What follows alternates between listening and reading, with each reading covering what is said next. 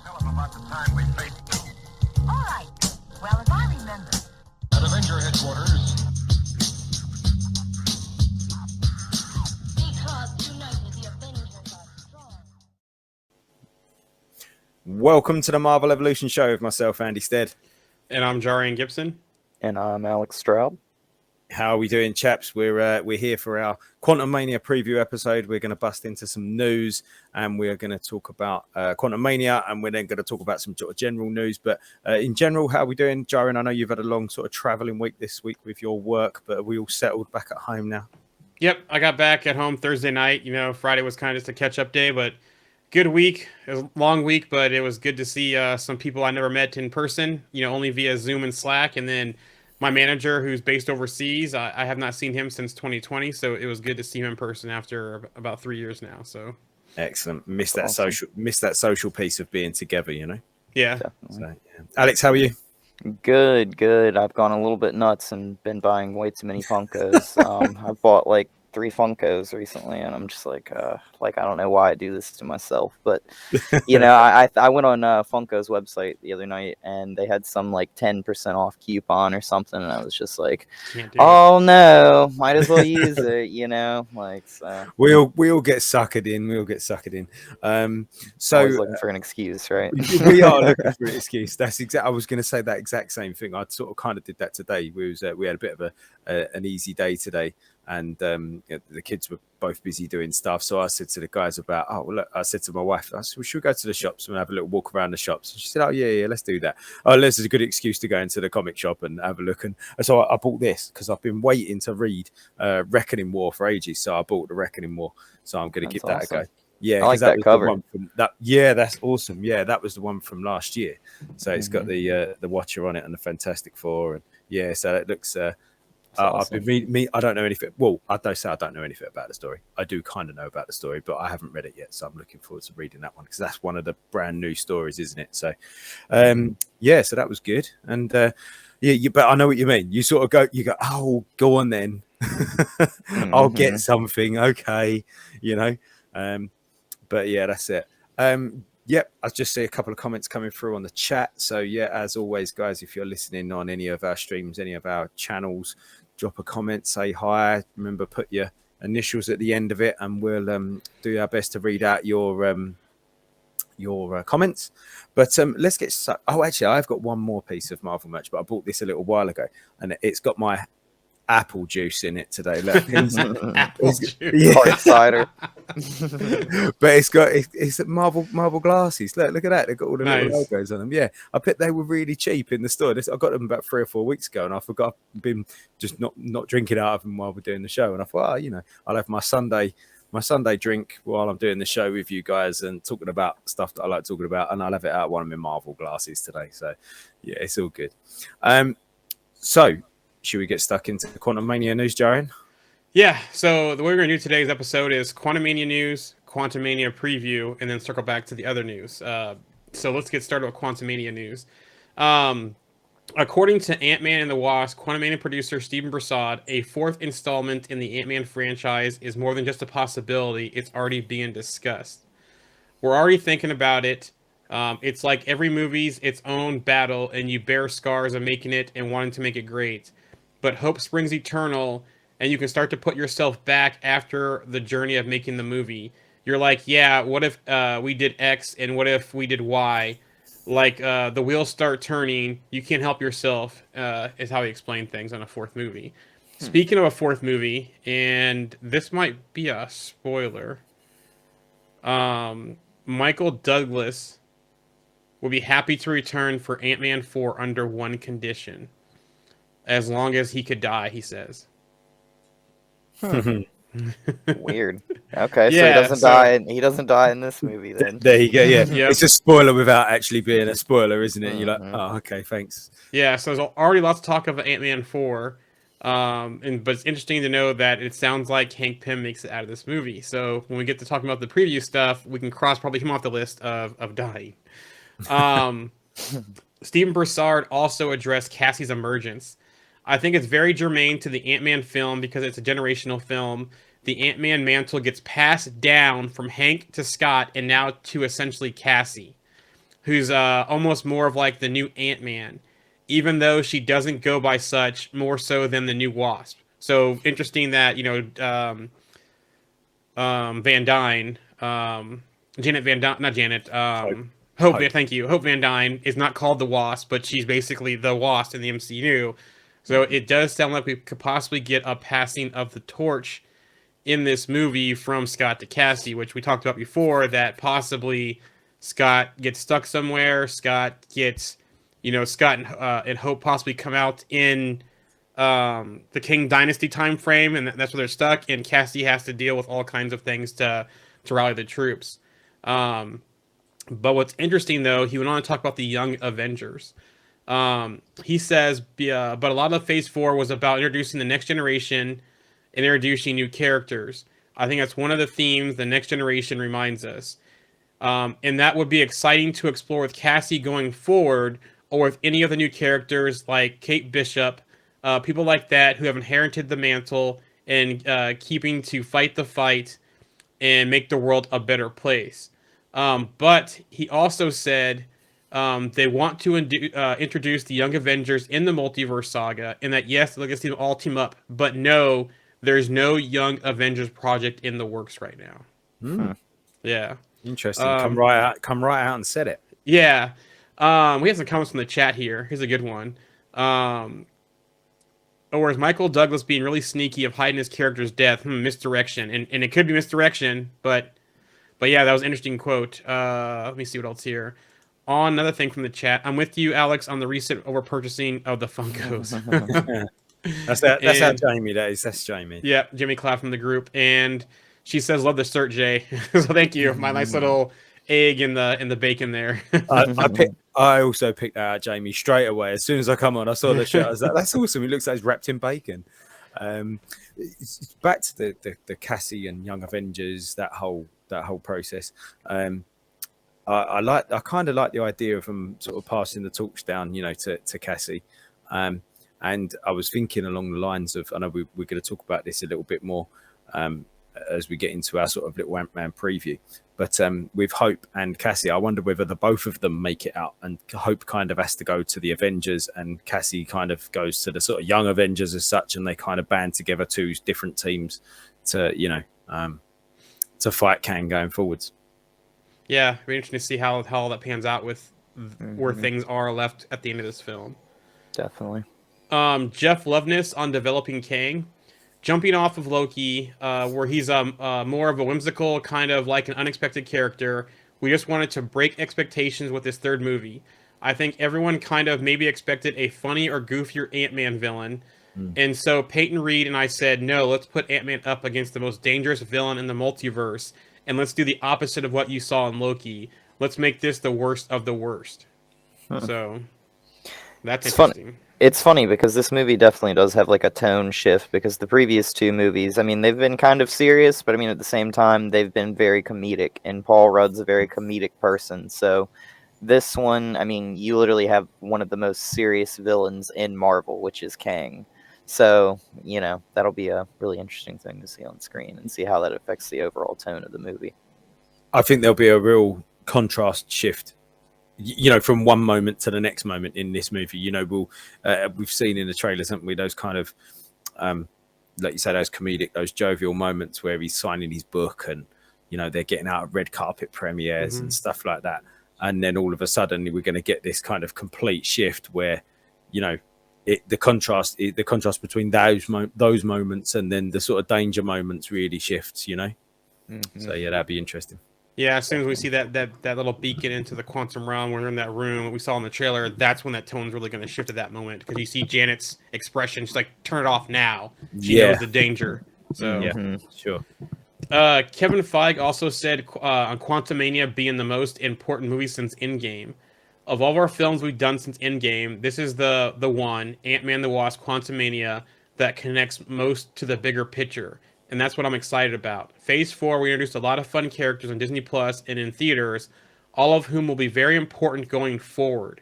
But now, finally kicking off Phase 5, people are going to start to see the bigger picture as we get towards the next Avengers film. So I'm very excited for that part. So Hmm. yeah, it seems like Phase 4 introduction identity like we talked about before. Phase 5 is going to smack you in the face right at the bat with Quantumania. It sounds like. Hmm. Yeah, really laying down that path as to where this is going. Hmm. I think I that's almost probably a good thing as well, because everyone's been banging on, haven't they, for a whole phase about, oh, we don't know where it's going, we don't know what the story is, and it's like we don't always have to know what the story is, but now they're kind of going, well, now you will. yep. This is going to show you. And Hmm. it's interesting to see how the characters they introduced in Phase 4, how they'll be key to this multiverse saga and what roles they'll play. Hmm.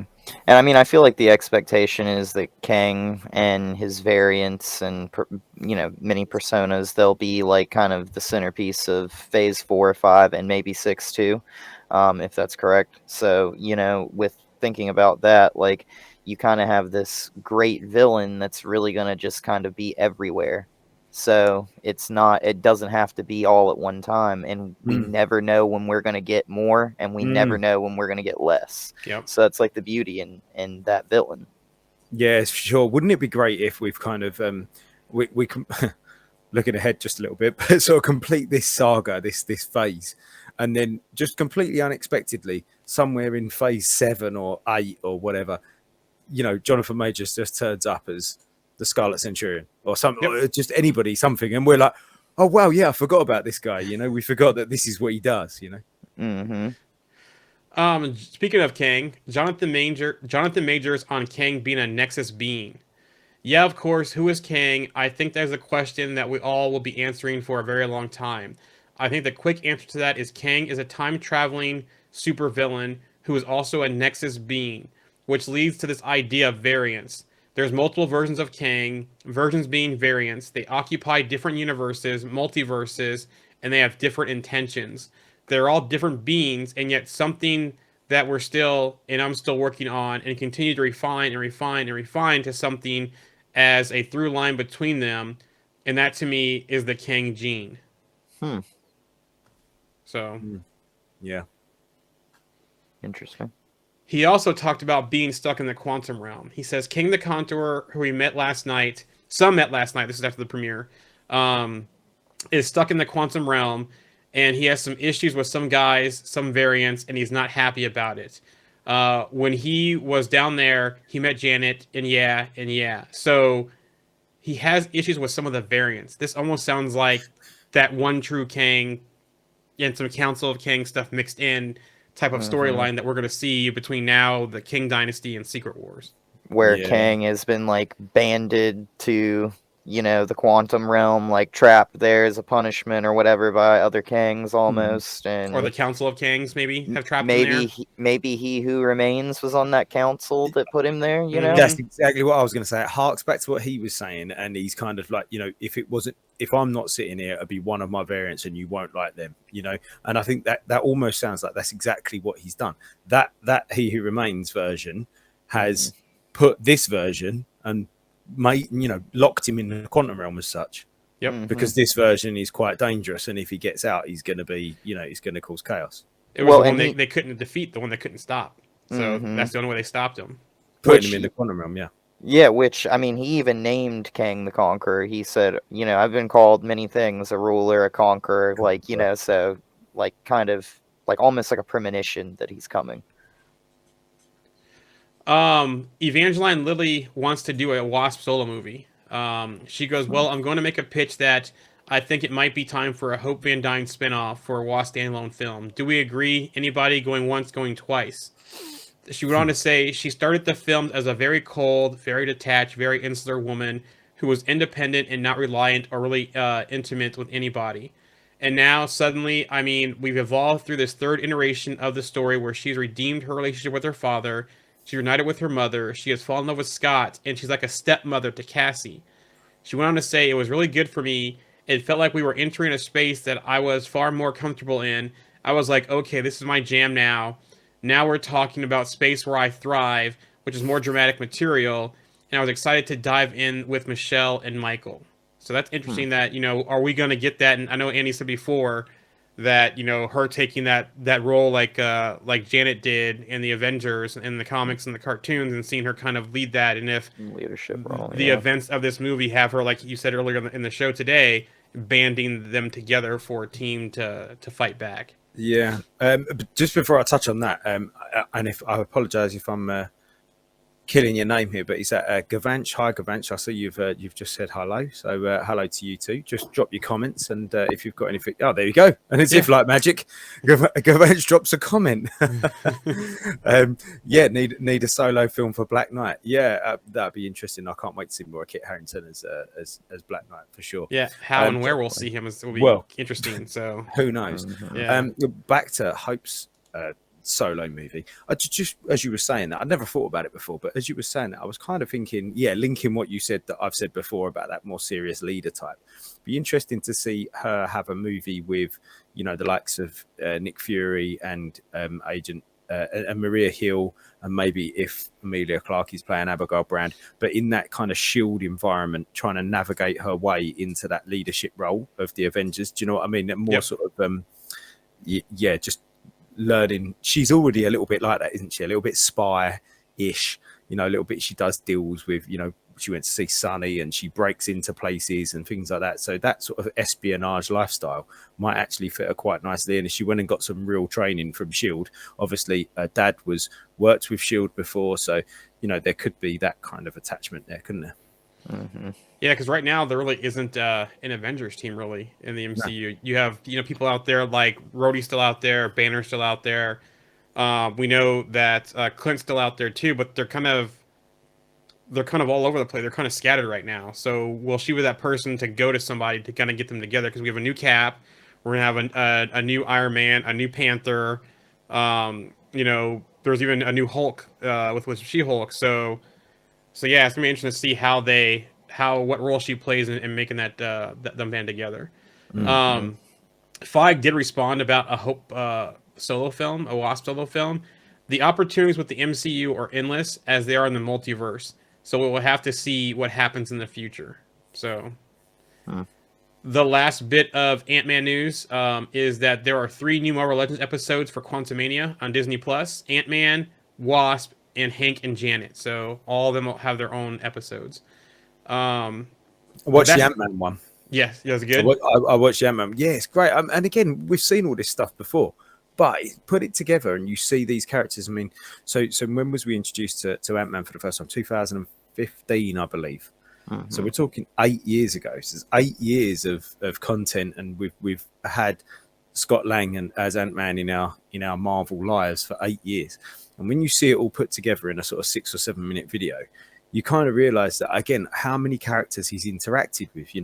In his own movie, he interacted with Falcon, and obviously then in Civil War, he's interacted with Spider-Man and War Machine and Iron Man and Vision and all of these other guys. And then again in Ant-Man and the Wasp, he's interacted with the people that he interacted with, the obvious ones that he was in the movie with. And again, he's then Captain America again and Black Widow. He's made so many different alliances over the last 8 years and been a really pivotal character, actually. And but I think all of them Legends episodes are great. I haven't watched the Wasp one or the Hank and Janet one, which I will. But the Ant-Man one was great. Yeah, I'm interested to see what they do for the Hank and Janet one, because we haven't seen much of Janet in the MCU. So how they're going to do that one. We've seen her in the first Ant-Man. We saw, when he left S.H.I.E.L.D. and had the fight with the guy that ended up going to Hydra. Mm-hmm. But other than at the end of Ant-Man the Wasp, we haven't seen much of Janet. So I wonder what kind of stuff they're going to add to that, if they're going to pull anything from the comics or pull anything additional about Hank and Janet in that short episode. I would imagine, without having watched it, I would imagine they'll show you that little bit of stuff from that mission that they was on when Janet went into the quantum realm. They'll probably show you the stuff that from the beginning of Ant-Man and the Wasp, where they de-aged Michael Douglas. They'll probably show you the bit in Endgame as well, when Cap went back and he was in the with the original helmet in New Jersey. Yep. Yeah, that's it. Yeah, that was awesome. Love that helmet, by the way. That was great. It's a great little shout. Maybe even show you some of that CCTV footage. Do you remember they showed you the CCTV footage of when he was fighting? Yeah, you couldn't really see anything, just a little dot. But yeah, I would imagine that's what they'll do, and then obviously a lot of stuff from Ant-Man and Wasp, which is where we saw him the most, really. Before we move on to the actual talking about the reviews or the preview stuff, here's a good comment from the chat. Bring the Punisher to the MCU, not the way Daredevil was brought, but the series version. So it does sound like we are getting the Punisher in the new Daredevil series coming up in Born Again. So we are going to get the Punisher in the MCU. But we'll have to see what kind of tone and what kind of role he does play in that series. Now, will that be Bernthal? All the rumors are pointing to Bernthal returning. Awesome. So Ritter coming back as Jessica Jones and Bernthal coming back as the Punisher. Awesome. Frank Castle. So just not Mike Coulter and not Finn Jones. No.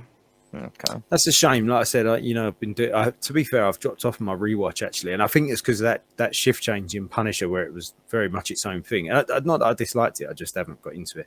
And I've started watching The Last of Us as well, so I'm watching that with the kids. We're 4 episodes in. It's excellent. But anyway, it's a shame because Mike Coulter grew on me over. Yeah. I didn't quite like him at first, and I think I even said to you guys, didn't I, before I'd rewatched it, he was a bit soft and a bit kind of naff. But actually, he grew on me again. Doing a rewatch and watching beyond what I'd seen before, I quite liked him. So it's a shame if he doesn't come back. I have nothing against him. I just think from what you see from the comics, from what you see from the cartoons, Luke Cage, Power Man is a more bigger person, and Coulter is more taller and slim, not really as big. So. I wouldn't mind if they do recast him. They get someone more in that bigger, muscular type role if they do recast Luke Cage. Yeah, needs to be like 6'8", like huge person. And I think the thing that put me, it wasn't necessarily his size. It was he's got quite a soft sort of look about his face, Mike Coulter. Do you know what I mean? He's quite a like I say he's quite a pretty man, I guess. Actually, he's not that hard sort of chiseled, rugged street. Yeah.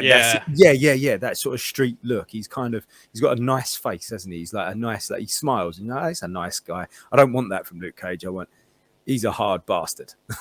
You know who could have been a pretty good Luke Cage if he was still alive? Michael Clark Duncan. Yeah. So yeah, he has that size. He has that rugged look to him, and the deep voice. So, but anyways, moving on. Quantumania. Before we get to Quantumania review, we'll get the rest of the news later. There's more, but now let's get into Quantumania review or preview time. Preview. We haven't watched it yet, Joey. Blimey, we haven't watched it yet. So yeah, we was talking, weren't we, last week, and we were saying about a few things that we wanted to sort of try and cover, a few points we wanted to get across. And the first thing we were sort of looking at is where might this take our characters, and then where might it lead our characters? I know that we've got people like Darren Cross, who we're going to be reintroduced to as MODOK. How's that going to happen? Where's that going to leave him? We've just sort of touched on the fact that we've kind of come up with ideas that it might leave some of our characters in the quantum realm before the movie finishes. So Alex, I know you got some thoughts on a couple of characters. Do you want to kick this off? Yeah, I mean, I'll just, I know you mentioned MODOK, so I'll just kind of start there. I know we think that MODOK will be kind of like, I guess, an assistant to Kang, kind of as a means, like in the quantum realm. And I know based on some of the recent trailers and some of the rumors that there's going to be another character named Quaz. Yep. I believe that's coming, and I think he's got like some kind of mental powers. I think he's like a newer character. Yep. Yeah, and I think it's really interesting because I think he's supposed to be like kind of like a freedom fighter or something. So I think it's really interesting that he'll be on that side, and he'll be kind of like a mental telepath, whereas like MODOK is also kind of like that for Kang. So it's kind of like two people on opposite sides that are kind of similar in abilities. So I guess I think that's kind of something kind of really interesting to think about. But I think after this, I think the real question I have about MODOK is where is he going to be left? Because I almost feel like he doesn't remain either in the quantum realm, because if he does remain in the quantum realm, like maybe Kang gets out and then he just like takes over everything. But I feel like he doesn't survive if he remains in the quantum realm to like ever be seen on screen again in the MCU, it'll be one of those things like we'll see you later, never see you again kind of type of thing. You know what I'm thinking? I'm thinking he might end up being one of those loose ends that they just sort of dangle out there and just sort of leave and just see if they ever want to come back to him. And I just had this image in my head of like the end of Ghostbusters. I'm sure like at the end of Ghostbusters, Slimer is just kind of floating about, just like chewing on a lamppost somewhere. And I could just see at the end, it's like almost like post credits. It could even be a post-credit scene. You know, the naff post-credit scene at the end. The throwaway ones, yeah. Yeah, the throwaway post-credit. You'll just see MODOK's head like floating down a side street in, San Francisco or something like that, and he's looking around going, oh, I'm back, kind of thing, and that'd be it. Just that kind of, he is still there. We can use him if we want to, but this isn't really laying any seeds that we've got to follow up on. It's just he's wandering about, and we can if we want to. We have a question from the chat here. May I ask if you guys are related to Marvel or like filmmakers? Yes. Wish we were. We're just guys that met on the internet that are into all this stuff and started a podcast and show and started talking about it. So these are just our ideas. You're not tied to Marvel or any other filmmaker. But hey, if anyone's watching from Marvel, feel free to hit us up because we have all kinds of ideas and people in our group have all kinds of stuff we talk about. So if you are, let us know. We're happy to give some have some conversations. Yeah, for sure. Yeah, no, and like Jaren said, we just like talking about Marvel, so we just get on here and do this, and you guys can join in. We're just the catalyst for everybody to talk about Marvel. That's what we are. But yeah, that's where I reckon we might end up with MODOK, a throwaway post credits, neither here nor there. Yeah, I feel the same way. But it's nice to see that we're gonna get pictures of him with the full face shield on because I still crack up that one. Corey's Troll's face looks like it's photoshopped on. It's like that Solomon Grundy CGI. I mean, Yep. it is looking a little bit rough in that one picture. So, but hopefully he does make it out, and hopefully he gets off, and we see some AIM stuff. Maybe AIM gets across because AIM's still out. AIM's still out there. There's still some remnants of Hydra and Shield, so maybe we'll see him tied to some other groups. If he does get out, could just cross technologies be the new AIM? Yeah, there you go. He maybe just go back to the cross company that he had that, he kind of, I guess, would have lost connection to when he went to the quantum realm and just go back to that and be like, hey, I'm back. Yeah, I wonder how much of Cross is still there. Yeah. That's true. Does he still remember who he is? Or maybe he doesn't remember who he is. Maybe he does get out of the quantum realm and then maybe he finds out who he was. Yeah, that could be. Well, and Ant-Man 4. Well, and the most interesting thing is I mean, like the last time that we saw him was when he was like going after Scott's daughter. So like, Cassie will be like almost like an adult now, going back, like meeting him again as like somebody that was like attacked by him as like a little girl. That's a really good point. Yeah. Like that's like a weird kind of thing. Like he's just been there all this time and it may have seemed like yesterday to him, but like she's lived like probably like what, a decade at least, Yeah, gotta be, if not more than that, really. Yeah, but yeah, that'd be interesting. I never thought about that. Obviously they're gonna most likely meet again. She might even have like nightmares about him. She was only little, wasn't she? She must have only been sort of 7 or 8 or that sort of age. So yeah, interesting. So there's MODOK. So what about our sort of titular characters? What about Ant-Man? Where do we think we're going to leave him? Yeah, I feel like we're gonna get that scene where like Scott's gonna get he's gonna get Kang exactly what he wants, and then Kang's gonna betray him, and he's gonna think that we're gonna get that classic like Scott's dead, like he's been thrown to a vortex in the quantum realm or killed in some way, or he's been thrown to some zone that he's never coming back from or something. And then like you see that scene in the trailer now where Scott's like giant man and he's like towering over the city. I feel like that's going to be like Scott coming out of nowhere, like coming to like stop Kang right before he exits. And I feel like Scott knows he's going to lose this. He has no intention of winning. That's kind of like the goal is to lose, but his plan is to make everybody lose, not just Scott. And he's going to try and he can't beat Kang, so he's going to just try and keep him in the quantum realm. And I don't know if that makes Scott remain in the quantum realm, if he gets trapped there too at the end of this. I think he gets out, but I think when he comes out, it's going to be during the King Dynasty. Like, Yeah, and that could be a post-credit scene. we've Like, got all to of a see sudden, that. yeah, Definitely. Yeah, that could be a post-credit scene. He could pop out, after all said and done. Everyone thinks he's dead, but he pops out, at the King Dynasty in the movie, pretty much, and we see like a quick teaser in a post-credit scene. He's like oh, confused of what's going on, almost like when he came out of the quantum realm for those 30 minutes, and it was 5 years in Endgame. And he saw like the whole post of like that thought he was dead, and he went to go find Cassie. I think we get a similar scene to that, but he comes out in the future in the King Dynasty.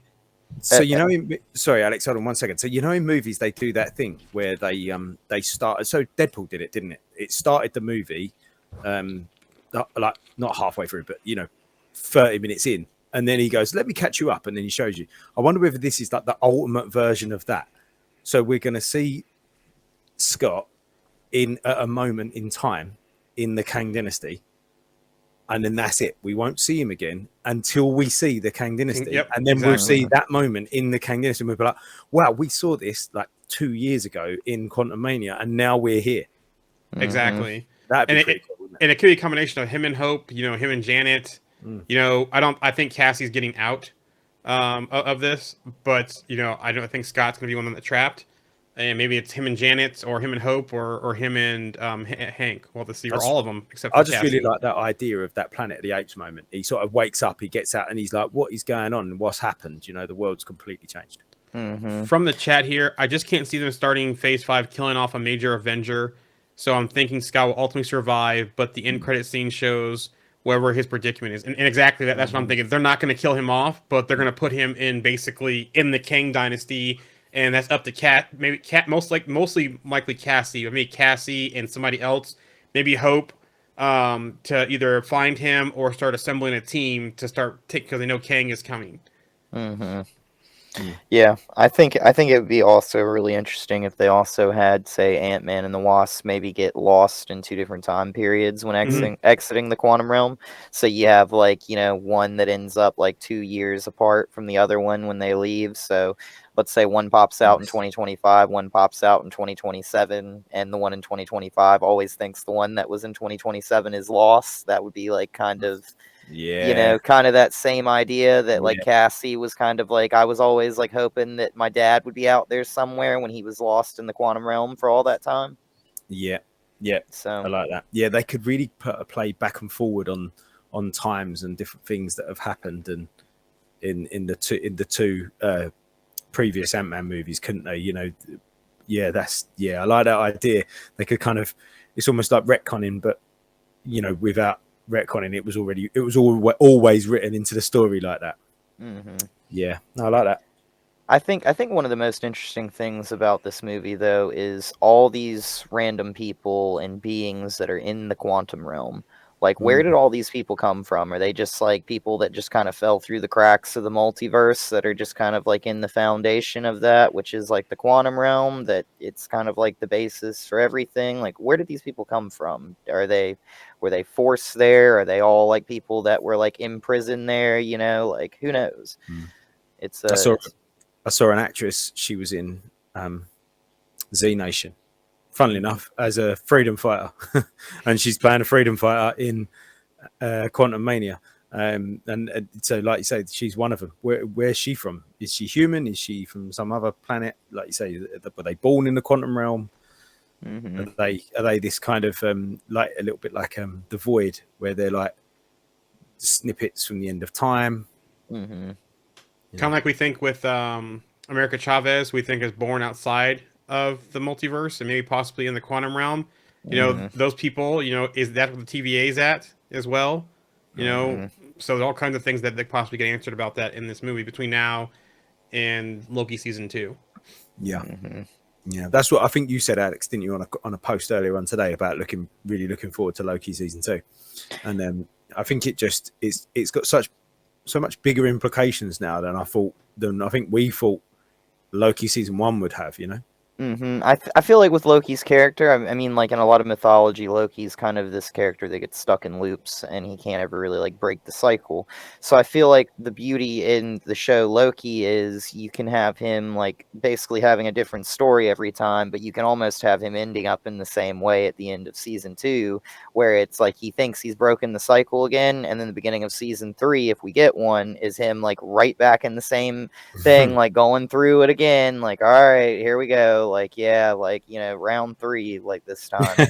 And then like finally, like once all this kind of like starts coming to an end with Kang, it'll be like when he finally like breaks the cycle, but he's gonna like have to go through it a few times to like figure out like how to do it, you know what I'm saying? I wonder if he just talking about Loki for a minute. I wonder if he ends up. I actually even said that. I think he probably already is a better person at the end of Loki season 1 than he ended up being when he died in Endgame, Infinity War. I think he's probably already a better person than that point.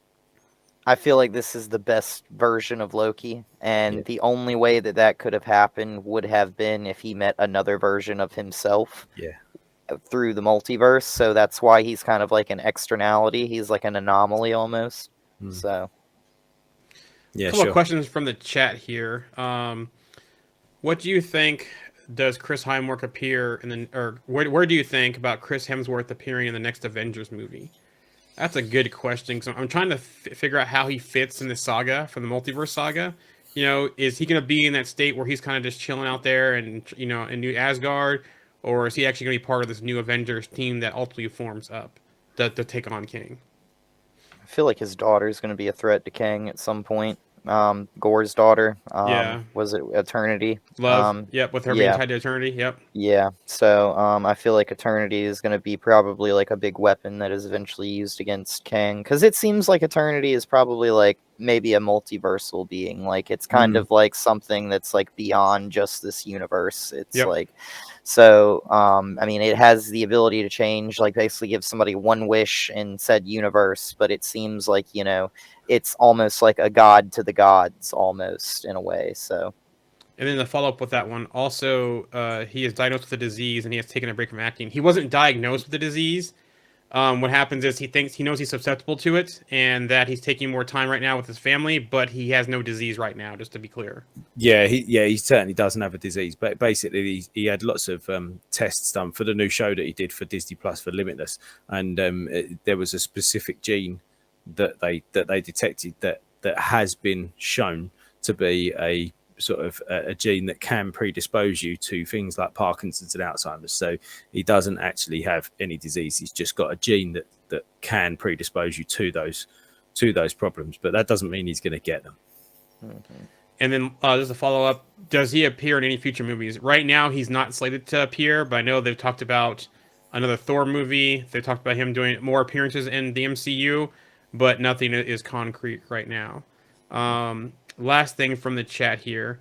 This about Loki. They went big in season 1. How can they top that in season 2? Deadpool, which is funny you say Deadpool because the TVA is rumored to be in Deadpool's MCU debut movie. So maybe we'll see some Deadpool in season 2 as well, or some hints of him in season 2. That'll be your season finale end credit scene right there, is Deadpool just being captured and running through the TVA, like hitting people with swords and stuff like that, you know, like, or just one of those doors, and behind walking, it there's Deadpool walking past it, and he's got, oh shit, and just runs off. You know?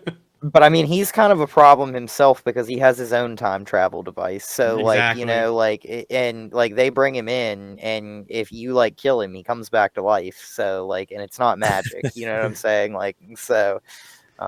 Yeah, he's a complete menace to the TVA. He's got a time travel device, and he can't die. Yeah, it's just the two worst things for the TVA. So there's Ant-Man.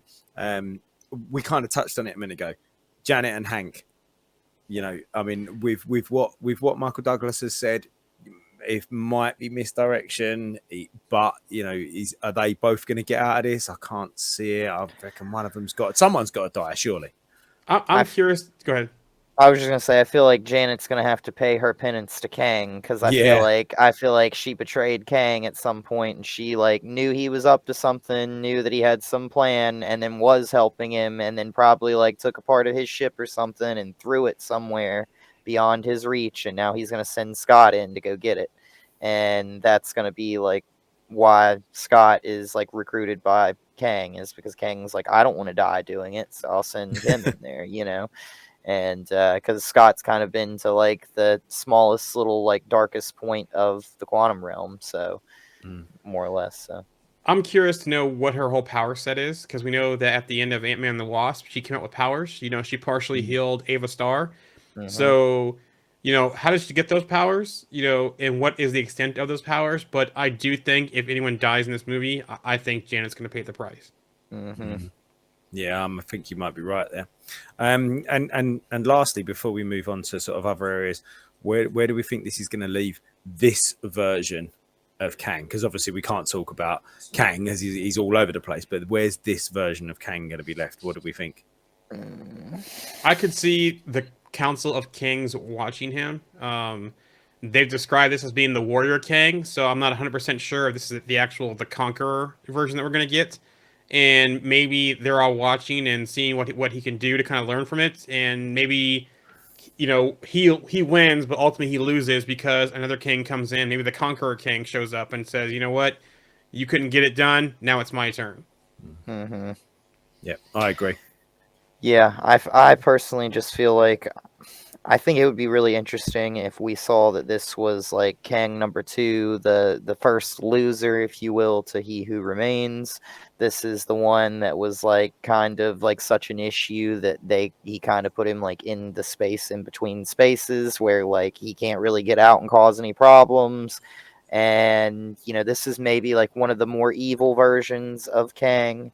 And I personally feel like maybe he doesn't make it out of the quantum realm, but if he does, I don't think he goes to the main timeline of like the 616 into like the current like 2020s. I think he probably either goes way in the future or way in the past if he does.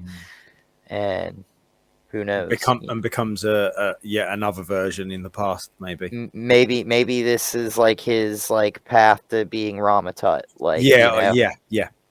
So Speaking of that, Ramatut, do you think we'll see any more clues or hints, or even actually see more variants outside of just the Council of Kangs? You know, are we going to see Scarlet Centurion? Are we going to see Ramatut?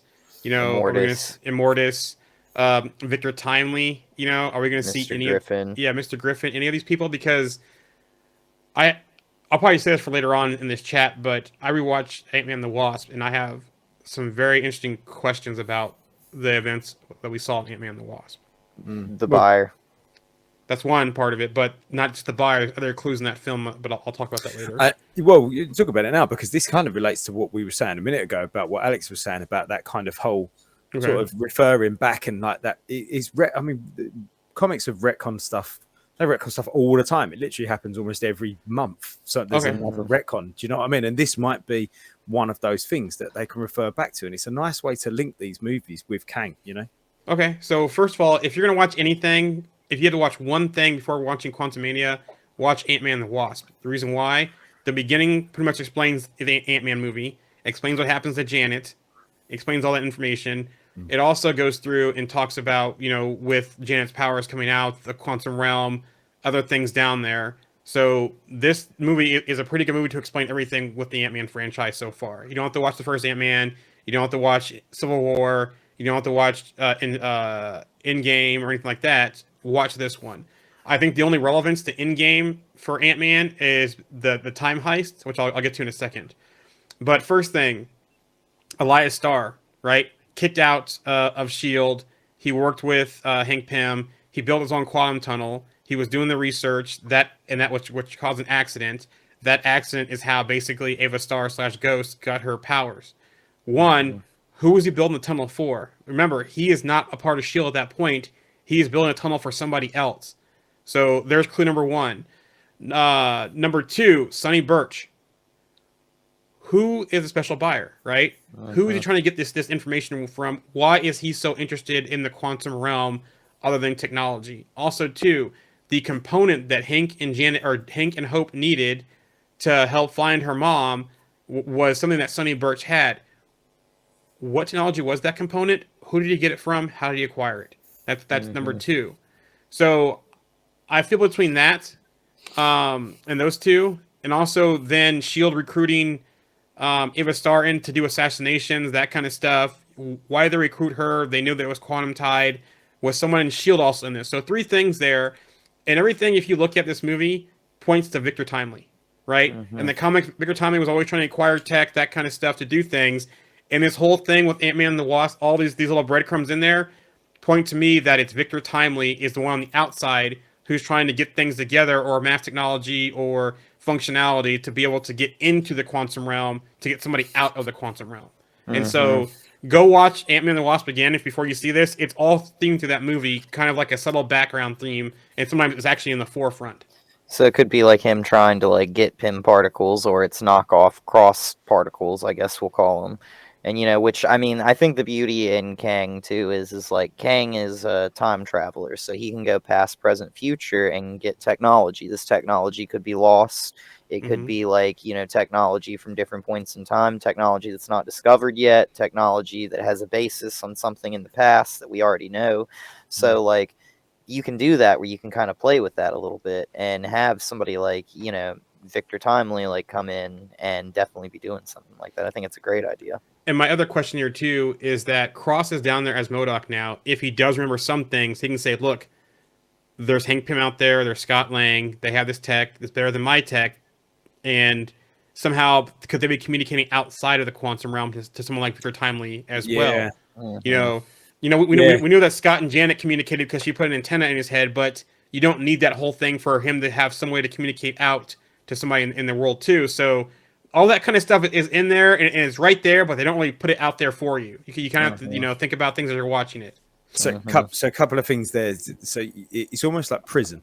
They're in prison and they're communicating outside with the people that they're, like a carrier pigeon or something. Yeah, this is it. Yeah, they're talking to the people on the outside to do dodgy deals from on the outside to help them get out of prison to get to a certain point. So maybe, maybe this always needed to happen. Maybe Kang was trying to get Sonny to buy, like Kang from in the quantum realm was trying to get, was told Victor Timely to tell Sonny to try and buy this stuff off of the Wasp or whoever, because then he could see the time and he could see that it's going to lead to Scott get a little bit like Doctor Strange, 14,604,000 outcomes.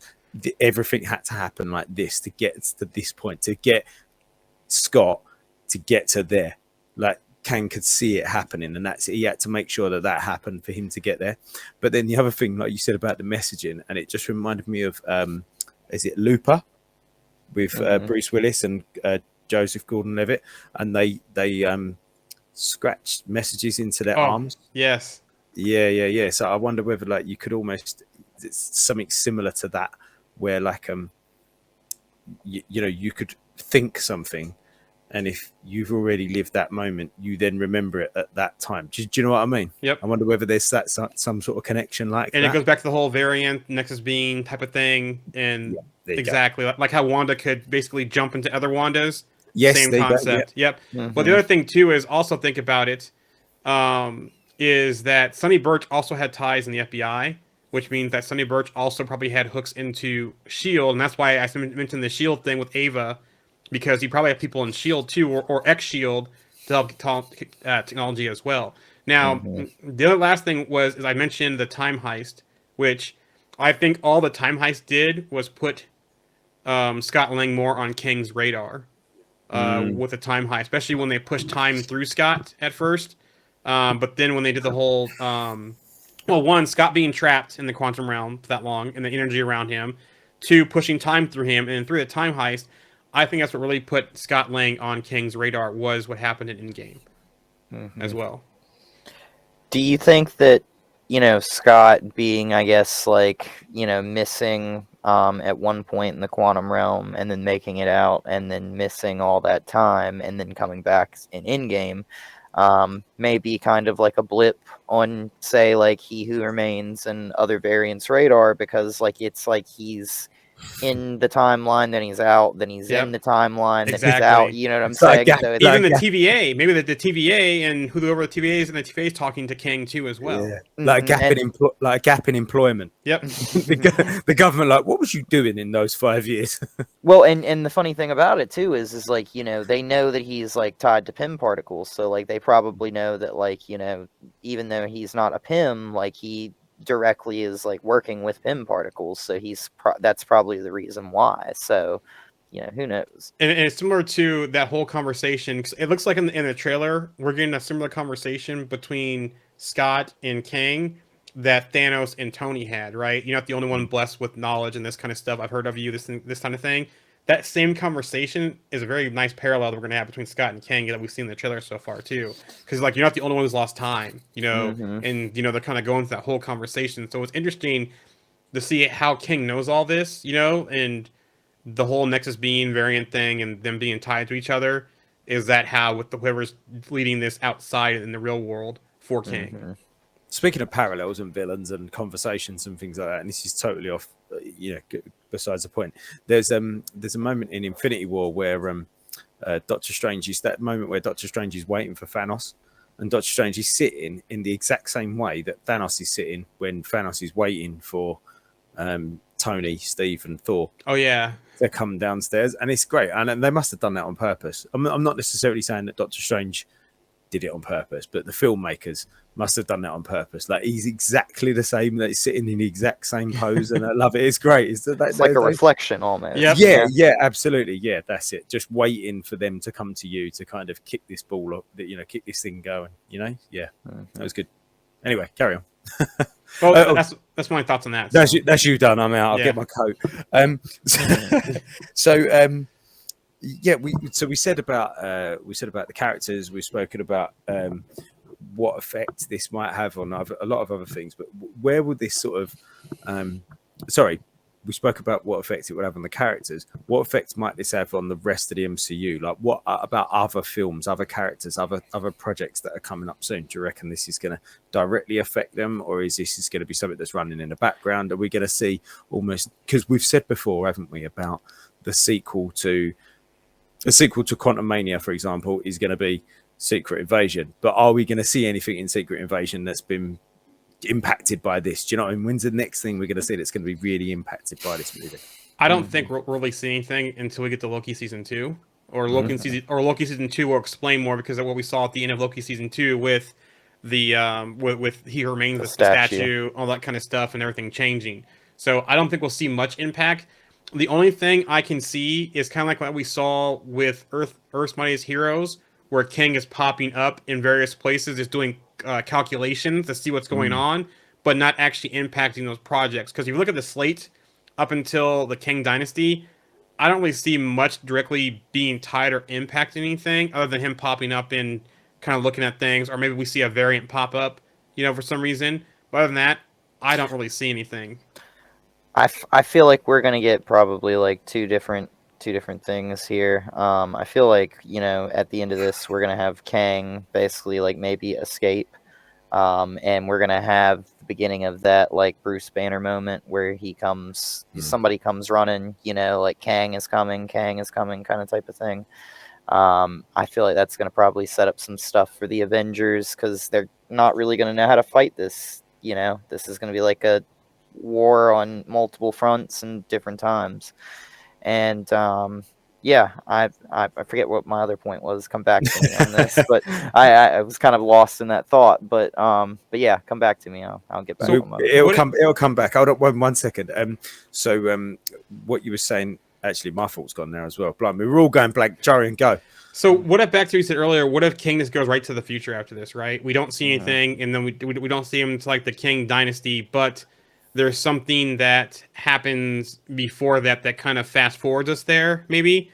That's the only thing I can think of. We also have a thing in the chat here. So I remember Jamie what Cloud, she goes, I still think King Seed looked like Miss Marvel's bangles and the 10 rings, so they referenced in the Marvels this summer somehow. Yes, thank you. I forgot about the Marvels. So that's been rumored to be the first major incursion that we see in the MCU.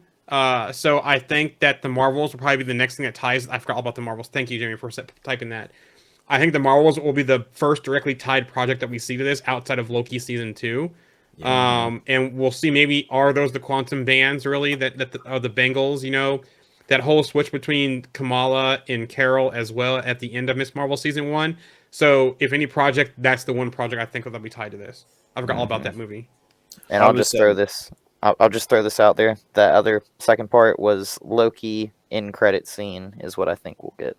We'll just get just like a real quick, just like casual glance. Maybe it'll be in the quantum realm. The Nice. TVA. One quick thought, real quick too, is that remember they swapped movie dates for the Marvels and for Quantumania. Yeah, they did. What was put out there was because Quantumania was further along. But what if that's not behind the scenes? The real thing is that because Quantumania sets up some stuff in the Marvels, so that also. Yeah, I mean, could they use a post credit scene in Quantum Mania to sort of tease that? Like, do we see Carol or do we see Kamala arrive wherever Carol was in one of the post credit scenes? When she put the bangle on, she said quantum. So like maybe it is quantum energy from the quantum realm. That'd be a perfect time actually, and that ties in nicely to the comment that I forgot what it was that I now remember. We've all done it tonight. Was what you said, Jarian, about what we saw at Earth's Mightiest Heroes. Certainly when we first meet Kang in that, which is like episode 4, isn't it? The Captain America episode, where he kind of bookends the episode and he almost narrates what's going on. Like that'd be really cool. Actually, that'd be a different twist to put on a Marvel movie. Have the movie playing out from Kang's eyes, almost like just watching what's going on. So like maybe let's take the Marvels for example. Maybe the opening of the Marvels is actually Kang watching what's going on, and he's kind of talking and narrating, and then he sort of and then at the end of the movie it goes back to Kang again. He's like, yeah, that's interesting, they've got my tech. I mean, I don't know what, he could say something that'd be quite interesting and a nice little play on that source material. The other one could be too is that if they do end up doing a Shang-Chi 2 this phase, something going back with the 10 rings and the beacon that they had in the post credits with him and Wong and Banner 100%. and Carol. That beacon could be in the quantum realm, and we could see that from Kang's view as well as one point of it. From the other one from the chat, that's like Jamie as well. Yes, Jarian, the Switch has me so intrigued. There had to be a reason beyond just stages of completion. Yep. So I hope we see the other side of that. Kamala ended up in the quantum realm wherever Carol was, and that leads to that incursion that happens that is rumored to happen in the Marvels. But I don't think Guardians will have anything. I don't see Captain America, New World Order having anything. Right now, for me, it's the Marvels and it's Loki season 2. Maybe Deadpool, Yeah. But that's further out though. So I was going to say that's a little bit further out than those other projects, isn't it? So I think we've got in between. We're supposed to have Ironheart and Agatha as well, aren't we? But yeah, that's it. And there is a couple more projects that are supposed to be out before the Kang Dynasty. There's quite a lot of things that are supposed to be out for the King Dynasty. Actually, just looking at my little list here. Speaking of that, What If Season 2, I'm sure there'll be something in What If Season 2 that'll probably have some kind of tie-in, to this. We saw the whole thing with Captain Carter, and then she popped up in Multiverse of Madness. I think we could see something similar in What If episode that brings another character maybe to live screen. Maybe it's the Watcher. Maybe it's someone else we haven't seen yet. Maybe it's, whoever. Maybe we see another hero or another change on a hero that we haven't seen yet. Maybe it's Scarlet Centurion or something like that we see in What If Season 2. I think something very interesting to see on screen would be how the Watcher would play with something like in the same, I guess, sandbox at that time as the quantum realm. Like, how does he view the quantum realm? Like, you know what I'm saying? Like, he seems to be like is in his purview, for example. Yeah, like is that almost like what he views over? Is that almost like beneath it? You know what I'm saying? Is that like just the foundation? Is that just like part of the what's in between the cracks that he doesn't really look at? Or does he have a counterpart? Or it could be like the underground. The underground of the dark web almost of the universe. What if someone like Quaz is his counterpart down there? That's the question I was going to ask you, Joey, that you might know. When's our next sort of conference slash investors day slash? I think Comic Con is the next thing. I know there's smaller Comic Cons that'll be up in other events that are smaller events that are coming up, but I think the major Comic Con is probably going to be the one. I don't think there's. I know D Plus is usually or Disney Plus days later in the year after Later. Comic Con. Yeah, I don't know right now. I haven't heard anything pop up about anything. I know I there's some Disney's doing some rework stuff that I have some new stuff about that, but other than that, nothing. Yeah, it's just because I was literally just looking through my list of things, and like we said, we've got the Marvel, we've got obviously Guardians and Secret Invasion, Guardians, Marvel's Loki, Ironheart, Agatha, Echo supposed to be in there. We know Daredevil. we've got Daredevil. We know we've got New World Order. We know we've got the Thunderbolts. But then looking at the that ends out Phase 5, which is obviously we're looking a long way ahead. But we're only talking the end of next year. Well, not even the end of next year, the middle of next year. That's going to end. Phase 5 is going to finish in the middle of next year. So it's only going to be a year and a bit long, Phase 5. So then, but the Phase 6, the only other than the Avengers movies before Kang, we've only got Blade, Deadpool, and Fantastic Four. And if you remember back to the day last year, there's a couple of dates in there. There's Autumn 24, 2 things in Autumn 24, 2 things in Winter 24, 2 things in Spring 25 that are all due before Kang Dynasty. Now they might be series, they might be movies, but they're not put a date to any of those things. So there's lots of things there that could potentially be happening. From the chat here, and what's going to fill November's Blade slot? What, this year? Because Blade wasn't this year, was it? No. Well, I think it was supposed to be this year, wasn't Yeah, it? And they yeah. pushed it Originally. back. Yeah. So I think this year, we've got Quantumania, then we've got Guardians, and then we've got the Marvels, and I Marvels. think the Marvels is in like July. I want to say Mhm. at the end of July. So, do we have anything past July this year as a movie Not- for Marvel? No. No, not movies. So then the next movie out will be May 3rd, 24, which is New World Order. Wow. So we're going it's from going to be July all Disney to Plus May. stuff. Yeah. Yep. Wow. Yeah. So So like 10 months, it'll be like Disney Plus stuff. Yep. Interesting. Yes, I have no idea. And Fantastic Four is another one that we could see before the King, have an impact on King's Dynasty. I'll be surprised if we don't get a casting at this year's Comic-Con. I'll be very surprised if we don't, because I have some news around that. Well, they've got to start. They've got to start recording that soon. I should imagine. Definitely. That you think this Ant-Man, this started recording at the beginning of 21, I think. We were still well in the COVID situation when they started recording this movie. Anyway, moving swiftly on. Have we got anything more to discuss about Quantumania? Any random thoughts before we want to go into sort of more open news discussion about other Marvel bits? Cassie's role will be interesting to see what happens in this movie. We know she's going to get powers, but she's not going to be stature. It sounds like she's going to be more like Ant-Man, like her dad. Is that shrinking and growing? Maybe she just grows. That's one thing to see. Or does she get any other powers from being down in the quantum realm? Bill Murray's character, Krylar, is an interesting one. Is he the one that Scott's got to steal something from, whether the Power King's chair or whatever?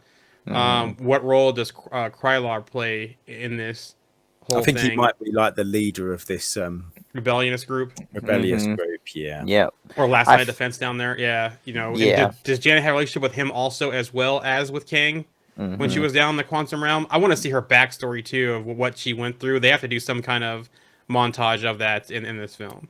I feel like Cassie's been playing with Pym particles for a while, and that's the reason why she says in one of the trailers that she has a suit. And Scott's like, "Wait, you have a suit?" Like, he's like freaked out by it, So I feel like we're definitely gonna see that. Like, it seems like Scott comes into the quantum realm and just has one of those little things like Tony Stark, where he just taps his suit and it just appears. So it almost feels like their suits are almost like nanotech now, which is cool. But I feel like comment though, does she build her suit when they're in the quantum realm or before they get to the quantum realm? That's to be interesting to see how that plays out. Yeah, maybe it's not the same suit that she mentions in the car, because I feel like she's talking about like a suit and maybe some sort of quantum tech when they're riding in the car in the trailer. And Scott's like, they could have taken the tech or something like that. And she built that beacon thing too, or that gets them in trouble. Cassie built that also. So, yeah, were her and Hope doing things on the side together, possibly, or Hope mentoring her? That's a good point there. And I feel like Janet here is kind of like looking at this situation as is like nobody's ever going to try and venture into the quantum realm.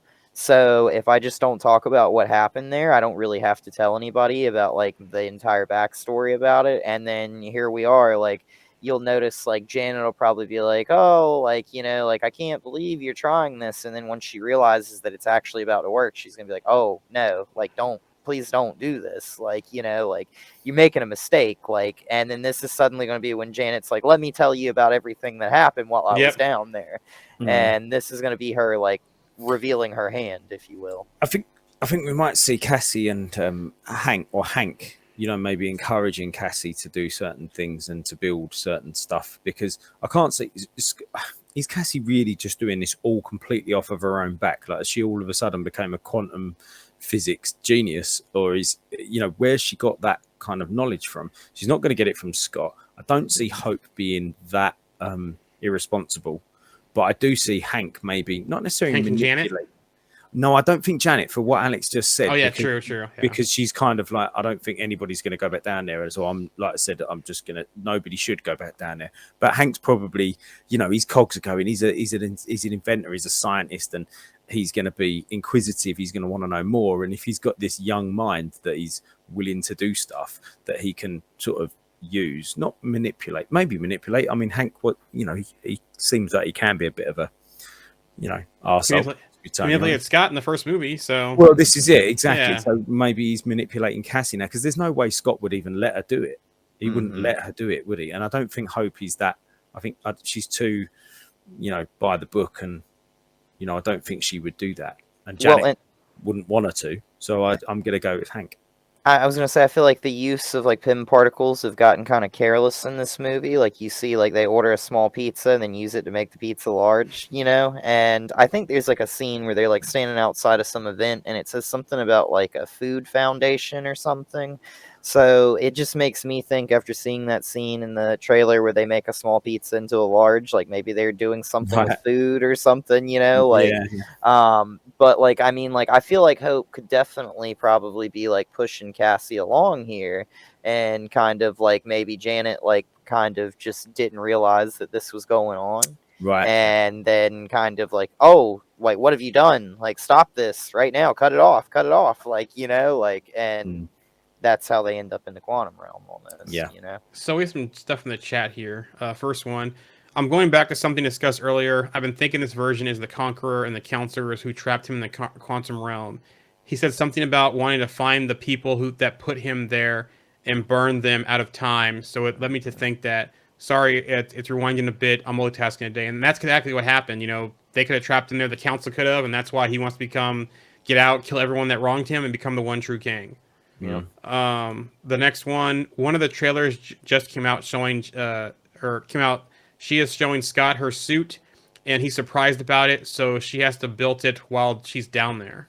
So that one thinks that she built it while in the quantum realm. The next one, the new trailer also shows how Cassie asked Janet for help, and then Hope says that Janet would never help her, so it's kind of Janet's fault.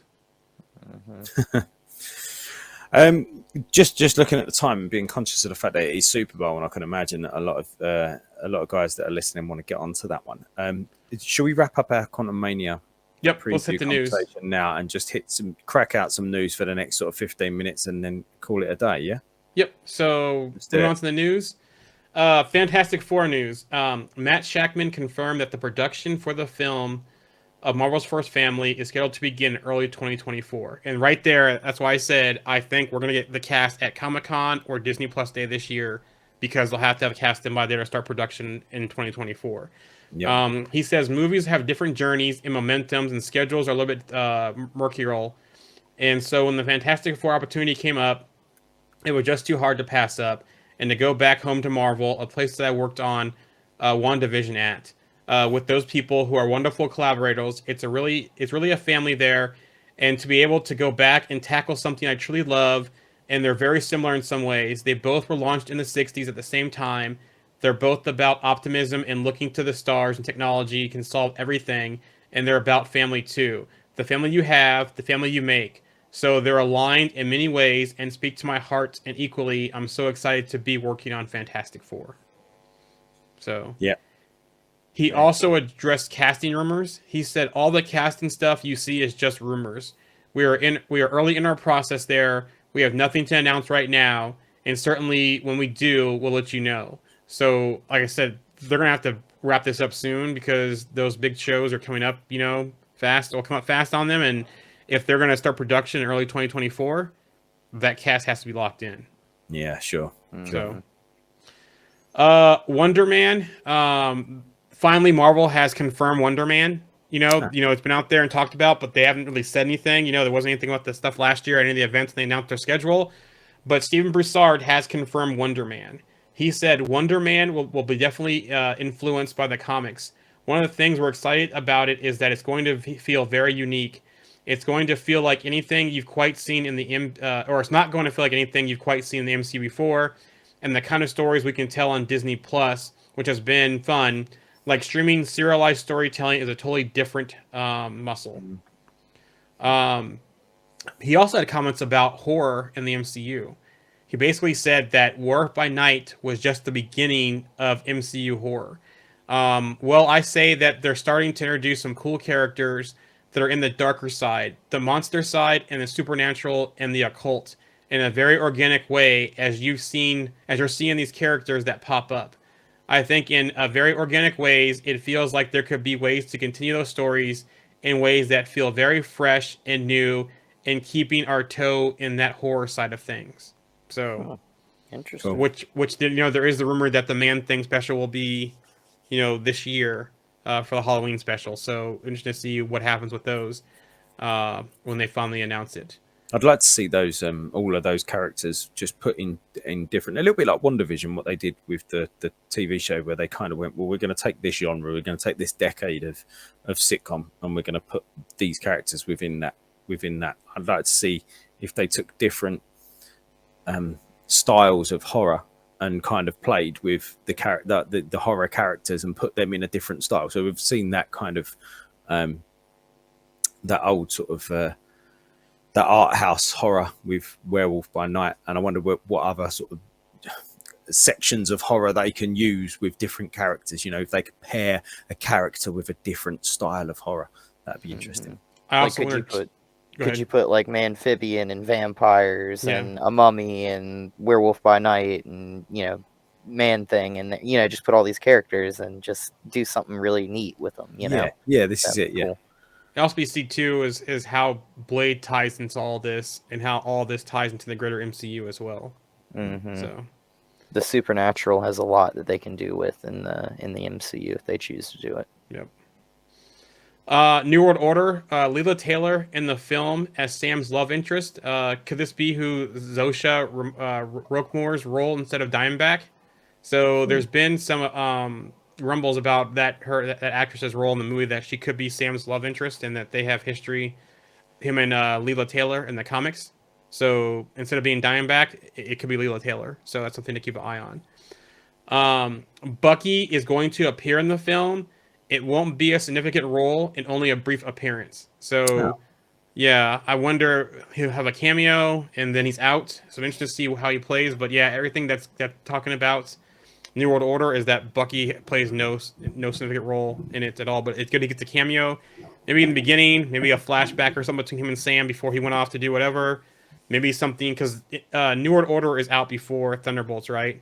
Yeah, right. Literally right before. Yeah, maybe something in here. Maybe it's a post-credit scene. 2 months later. Yeah. So maybe not a post-credit scene, then maybe something in here that we'll see that kind of sets him up in that movie. And from the chat, it seems weird he's barely in it. Yeah, exactly. With how he's tied to Captain America and how big of a role that he had in Falcon and Winter Soldier, it is weird that, it's just Sam in this movie. But it's probably a way for, it's almost like, if you think about it, it's like kind of a parallel to Captain America First Avenger, because he was pretty much on his own until, he kind of got back in there and got over there, but then Bucky went off. He still had the Howling Commando. So is Sam going to kind of build his own team with the new Falcon and maybe some other, maybe he recruits the Patriot, for example. We see more Isaiah Bradley and that kind of stuff. So it's almost like Sam's coming of age and him building his own thing versus kind of still tied into Bucky. So I can see why they don't want a lot of Bucky in this film. Yeah, me too. Yeah. Especially if he's going to be appearing in Thunderbolts in quite a sort of central role 2 months after that. He's to be totally honest, Sebastian Stan's going to be too busy recording for the Thunderbolts to actually be in No Way Home anyway. No World Order anyway. Well, and the Falcon and the Winter Soldier was about his transition into Captain America. So now this is like his movie. It is Captain America. So we don't need the Captain America and the Winter Soldier. Like it's not that. This is his movie. So like because Bucky is to Steve like Ramirez, is Ramirez the new Falcon's name? Ramirez is to Sam, and so they're going to build on that relationship, not keep Bucky in there for that. From the chat, not much Bucky. Like there weren't other Spider-Man in No Way Home. So that could be it too. But I feel this is Sam's coming out movie, and him doing things by himself. Maybe we see Rhodey a little bit in here, but I think this is gonna be Sam getting help from the new Falcon, possibly the Patriot, him getting counseling from Isaiah Bradley. I think that's gonna be the central theme to Sam's emergence in this movie.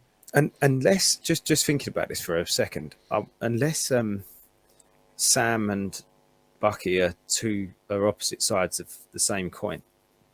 Unless New World Order feeds right into Thunderbolts, and so New World Order is Sam building his team, and Thunderbolts, albeit that it looks like Yelena's going to be taking that sort of leadership role within the Thunderbolts, but New World Order is Bucky building his team, and they're kind of going after the same thing. There's this vibranium conversation that's been going on. I wonder whether we've got Sam in New World Order and Ramirez and Patriot, and Bucky in Thunderbolts with Yelena and Red Guardian and things like that. And there's this kind of two teams that are both kind of good, but one's kind of bad and one's kind of good, and they're going after the same thing. And one's being manipulated, because it sounds like Val's a master manipulator in that film too. So, and I've been banging on for ages about that idea of having two movies, of one being looked at from the protagonist and one looked at from the antagonist, and then the role switch when you go into the other person's movie. Maybe this is it. And what's funny is we're really kind of no stranger to the double agendas in these movies. Like with Black Widow, we saw in Captain America the Winter Soldier, like Black Widow was sent in on the ship with a different mission to get details out of the system and bring those back to Nick Fury.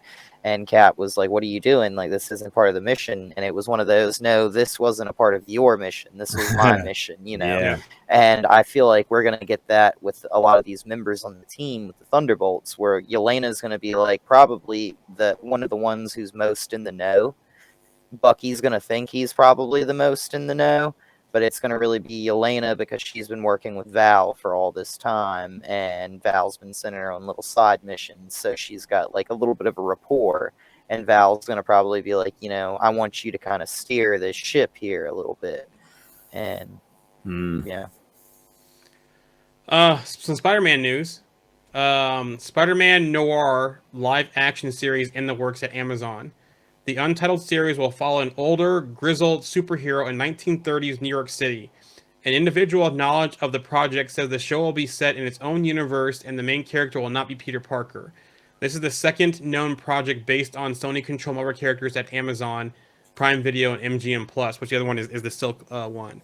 Now, live action Spider Noir to me does sound interesting. I wonder if they'll do it in the style of The Spirit in Sin City type way. But yeah, interesting to know that who is going to play, Spider-Man Noir. Are they going to bring Nicolas Cage back for this one? He's not in the sequels for Spider-Verse. But also too, that interesting that it's not going to be part of the same universe. It's going to be its own universe. So, no thoughts on that. I don't. I don't really. What is Sony doing now? Is the reaction you guys has had? I don't know. I mean, I know it's like with the Madam Web stuff, it's like the multiverse stuff that they're kind of talking about, and I know they were talking about doing that sacred like timeline thing with the Peter Parker. What with life stuff? Yeah. Yeah, and I feel like that this is kind of that same train of thought, but it's really not going to have probably really any tie to it. So it's kind of like, a weird kind of offshoot of that. You know, Yeah. I don't really know what they're doing, to be honest. It's a weird Yeah, choice for a live action. That's kind of my thoughts about it. You know, you know what you just said there, Joe, and about like what Sonny doing. That was what was going through my head. I'm just going, I, I don't even know. I don't even know what's happening. I would love to try and explain it, but Yeah, you know, like, all right. That was my let's move- silence, just not being able to Oh. explain anything. From the chat here, here's a good comment. Sony following old DC footsteps, which it does sound like it, but you know, we'll see what happens. I kind of want to see how they do it and what it's about. Yeah, But yeah, yeah. that's It'd all be I got. interesting, but Yeah. yeah, that's I'm all I've sure got. it could be cool. Yeah. It's like a weird. It's like, what was that other one that they were gonna do with Bad Bunny? Or Yeah, that got what- canceled, I believe. Yeah, Yeah. El Muerto. Yeah. Yeah, like I thought. But at that least was just like Spider-Man a weird- Noir, everyone knows who that is. Not a lot of people know who El Muerto is, right? So, yeah. So moving on then. Marvel is keeping Patrick Stewart on standby for another Professor X appearance. Now, the first thing for me that comes to mind, Deadpool. mhm. You know, I don't know if the next saga is the Mutant Saga or the whatever they want to call it, but I think his next appearance is going to be Deadpool. Unless they do like another Illuminati type thing in another universe, and maybe bring him back for that. But it's got to be Deadpool. And I think Deadpool needs to kill him as well. Yeah. Like, I think he needs to go like, you know, all of a sudden, I don't know, Charles does something and gets in Deadpool's head, and Deadpool's like, "What the shit?" and just sort of shoots him in the head or something. I don't know. He needs. Remember they do a play on remember in Logan about all the X-Men dying. Maybe they played that scene out, and then Logan killed Professor X to kind of save Logan. I'm sorry, Deadpool killed Professor X to save Logan. Yeah. When he does his time jumping. I just think it would be such a waste of screen time if they don't use like their ability to use the Fox characters to just be killed on screen by Deadpool. You know, just bloodily, just like Deadpool just going through like, and I just want to see like a highlight reel of just Deadpool just like killing these people randoms and in the strangest ways, like the most random and dumb ways, and like then like Deadpool just kind of being like, all right, well I'm done. Like I guess it's just me and Wolverine now or something, you know, and then they leave that universe. And boom. Yeah. It'd be funny. From the chat here, Deadpool or Secret Wars. So yeah, that makes sense too. So Bob Iger, who has returned back to run the ship at Disney, he has talked about a potential Hulu sale, which makes sense because what we talked about last week is that Hulu will no longer do Marvel branding on any shows on Hulu.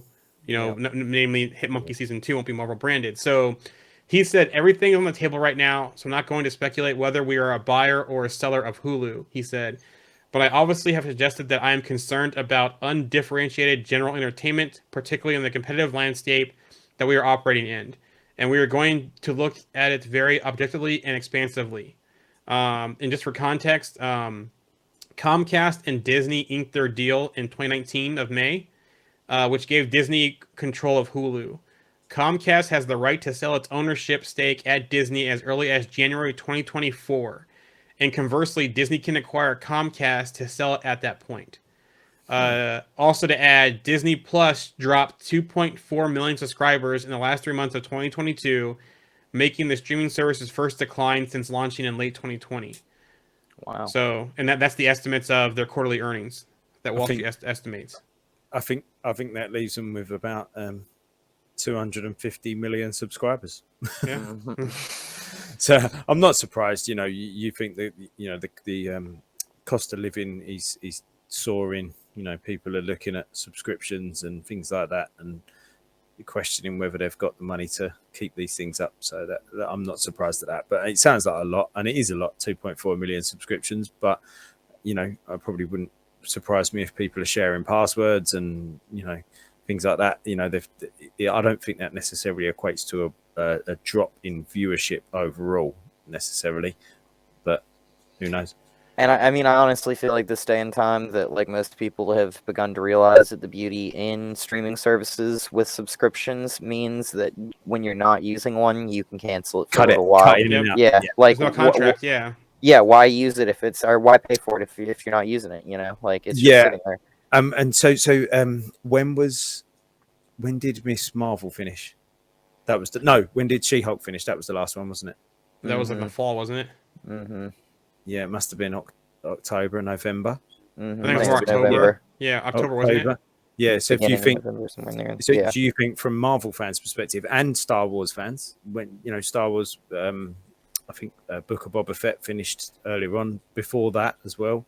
So if you Mhm. think if they're looking at that, like you said, Alex, and they're cutting out December, January, February, thinking, well, there's no new Marvel content, there's no new Star Wars content, not series anyway. Like you said, if Well, they're the things there was they get, Willow, wasn't there? There was Willow. There was other stuff too. So there was, Mhm. yeah. But Yeah. if you think of the main Marvel content, and the main Star Wars content, yeah, there was Willow. Yeah. There were other things, but if you've got Disney Plus for Star Wars and Marvel, True. which are two huge fandoms, and there's no new content in there, you're like, well, I could save myself, 20-30 pounds/dollars over the next sort of 2, 3, 4 months and not miss out on anything.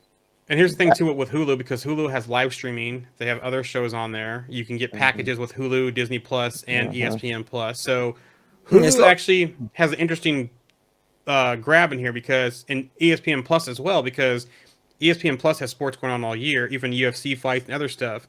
Hulu, they have their own shows. They have live streaming also, so you can completely cut the cord, as they say. But what's Disney's offering? If they're not, like you said, Andy, if they're not having anything Marvel or Star Wars, which they're probably their two biggest one for a lot of their subscribers, what are they doing? So at that point, does Disney bite the bullet and say, okay, we're gonna buy Hulu, we're gonna basically take Hulu in, rebrand it all, and have Disney Plus with the Hulu content, live TV, all that kind of stuff, or they say, you know what, we're just gonna spin it off, let someone else take care of it, and we'll do our own stuff to attract more people to stay on our platform. So And see, I have Hulu like bundled with Spotify, so like those two are actually like, so I'll never get rid of Hulu, and then Disney I'll really never get rid of, but I can vouch and I can say that my Netflix I will just cancel for 6 months at a time and not use unless there's something I want to watch, because I just don't really like watch stuff on Netflix that much anymore. yeah. Every once in a while, like I'll be like, all right, like it's time to go burn some time out on Netflix, go watch that one show, binge watch it, and get right back off again. Like go watch You, for example, that just came out with their Yep, season 3 or 4, whatever season it is of that. season 4, and I haven't watched it yet, but I'm going to. So. Same. Yeah. So yeah, I'm interested to see what Disney does with it, especially with that 2024, where they can sell its ownership stake, or I'm sorry, where Comcast can sell it outright to Disney, or does Disney acquire Comcast, or what Disney does. So Jimmy Cloud from the chat says she also rotates streaming services, which is not a bad idea. So Shang-Chi sequel. It's been rumored for a sequel. There's nothing in the timeline yet. There are dates in the schedule that hasn't been confirmed for anything. But there's a new rumor that made a shocking claim that is yet untitled sequel to Shang-Chi and The Legend of the Ten Rings will introduce a new wave of Asian superheroes into the Marvel Cinematic Universe. And so, right at the top of my head, Lin Lai. That's the first one, who's also the new Iron Fist as well. So there are probably other ones out there that I'm not thinking about on the Shang-Chi side, but this is a perfect time to introduce Lin Lai into the MCU. Kill two birds with one stone. Introduce him, and he becomes Iron Fist. Yeah, let's get rid of Danny Rand. Like, let's go ahead and just cut that one off. No Finn Jones. So also, too, it'd be also to know what the Ten Rings is also up to, with his sister taking over the Ten Rings as well. And maybe we get some more past history, because remember, we saw the Ten Rings logo in the cave in Miss Marvel, where they found the bangle the first time, or they found one of the bangles in there. So interesting to see how that ties over time. Does this movie build on the other ancient cities of heaven that they mentioned, which one could be Kunlun, for example, and then that beacon as well. So. which I think it's really interesting. The one that we saw in Shang-Chi, that one had a dragon, the Great Protector. And we know that Kunlun has, the Shao-Lao, the Undying, which is where the Iron Fist gets his abilities. So it'd be kind of cool to see maybe some, like, combination on these ancient dragons. I know the Netflix like series for the Defenders kind of played on that the dragon bones were underneath New York. They don't have to do that in the MCU, but it would be very cool just to kind of have some little connection that maybe brings like a lot of these mystical cities. Maybe Yep. there's more in other places, From the chat here, someone goes, "Wait, what? We have a new Iron Fist. When did that happen?" So in the comics, most recently, within the last 2 years, we do have a new Iron Fist, and that is Lin Lion in the comics. Now, nothing in TV or video or anything like that, or in the MCU. It's just strictly in comics. We have a new Iron Fist. Last but not least, and this is non-Marvel news to close out. Eric Kripke says The Boys season 4 will not be the last season. He said, we've been shooting since late August. I'm here to prep and direct season 4 finale. No, not the series finale. There will be more. So They've started spinning off, haven't they? They've got a couple of spin-offs going on, or one spin-off going on, like a high school or college. Yeah. V. University or something, or Generation V or Generation V or something like that. Yeah. So, you know what? I hope for me, I hope they rediscover some of the first season, because I enjoyed the second season and the third season, but I felt like it just become a shock value project rather than. Do you know what I mean? And it was fun and I enjoyed it. I'm not going to say I didn't enjoy it. I did, but it just become, let's see how we can shock everybody as much as possible. I mean, and it did work, but it's like, how long can you carry on that boat? And that was kind of the issue I had with the cartoon that they did that was the spin-off of that show, because I kind of felt like, I mean, like every episode was meant to be kind of just like a little like different thing. I forget what they called that, but that one had some funny stuff like papers and stuff in it. I loved that character. He controls paper. That's the most ridiculous power I've ever heard of. Like, but I mean, like, it's cool too. But like at the same time, like there were gruesome episodes. There was a girl that her power was that she controlled poop. I mean, that was her power, like in the show. I mean, just like, where do they come up with this stuff? Like, it's crazy. I don't know that I'm loving how they're doing The Voice. It's completely different. It's something completely 180 from watching DC or Marvel. And the Deep has been like one of my favorite characters over the arc of the series. Him and Homelander being basically a psychopathic serial killer. Yes, a serial killer. But my favorite character has still been Soldier Boy. What they did with Soldier Boy this season, and just the whole thing with that, and how Jensen Ackles portrayed him, I actually really enjoyed it, and I hope the new characters they bring similar to what Soldier Boy brought, because yes, I still want to see the main characters in their story, but some of these new characters coming in, they bring some stories of their own, even like what Stormlight in last season, with the whole intro to everything, and then her background and the whole flip we got this season with Stormlight and Soldier Boy and Homelander. So I still hope they throw in those twists like that and some of the shock value, but I agree, Andy, they need to get back to a more core story. But still, kind of do a mix of both. Is I guess what I'm saying is. Yeah. I mean, I thought the first half of the first season was tremendous. Something totally different that you haven't seen before. These superheroes being, everybody absolutely loves them, but they're just despicable people. And then you've got this underground of also despicable people who are trying to out other despicable people, and I really loved that. I thought that was superb. I really did think that was interesting. I loved that whole kind of corrupted government type stuff anyway, so that was really cool. So and they did kind of start getting back to that in the third season, didn't they, where they kind of brushed over a lot of Homelander's transgressions and but yeah, I kind of like that side of it. Yeah, it'd be interesting to see, speaking of the government piece, what they do with the one character. I can't remember her name. She's in the government now. She's the one that kind of got that can pop heads. Yeah, she can pop heads. Interesting what they do with her character, because she's kind of been rising the ranks and manipulating things behind the scenes. So hopefully they build on that this next season coming up.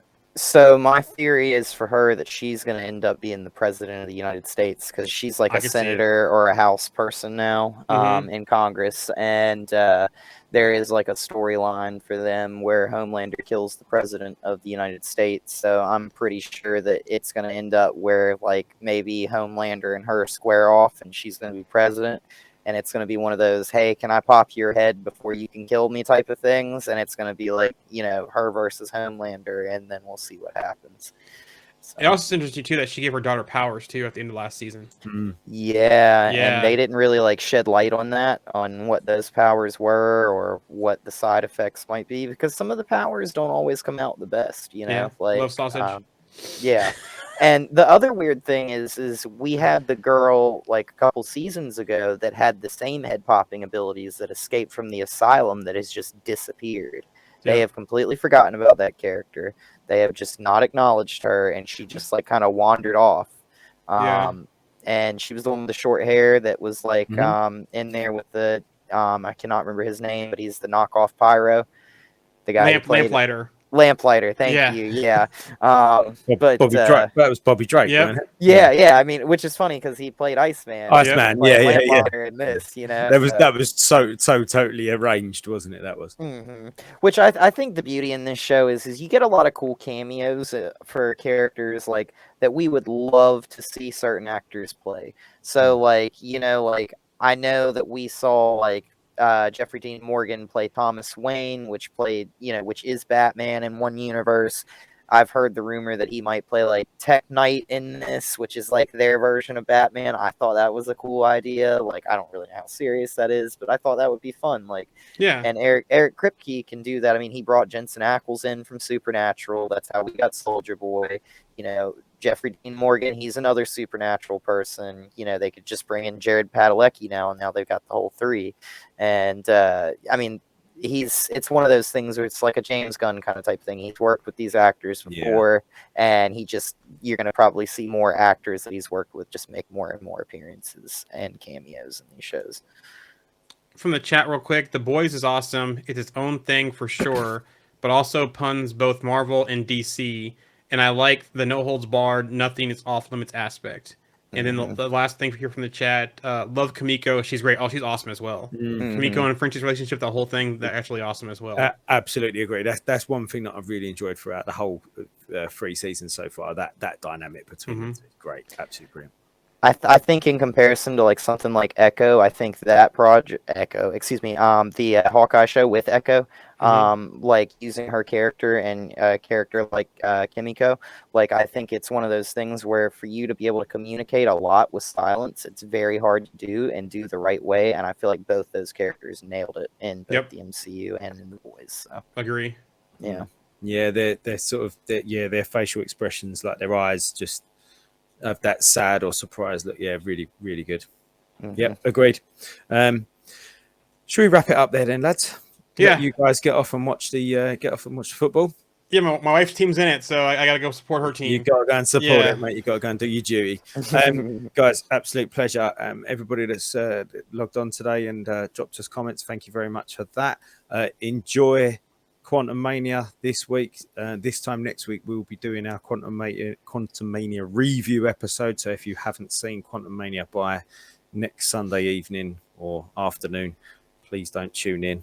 We'll have a spoiler banner running, and we'll obviously do our best at any time we're about to drop anything big. I'll be straight off the back of it. I will literally be coming home, getting changed, and then I'll be here recording. So it'll be fresh as it could be for me. And I'll report back from the London red carpet premiere as well later on this week. Looking forward to that one. Awesome.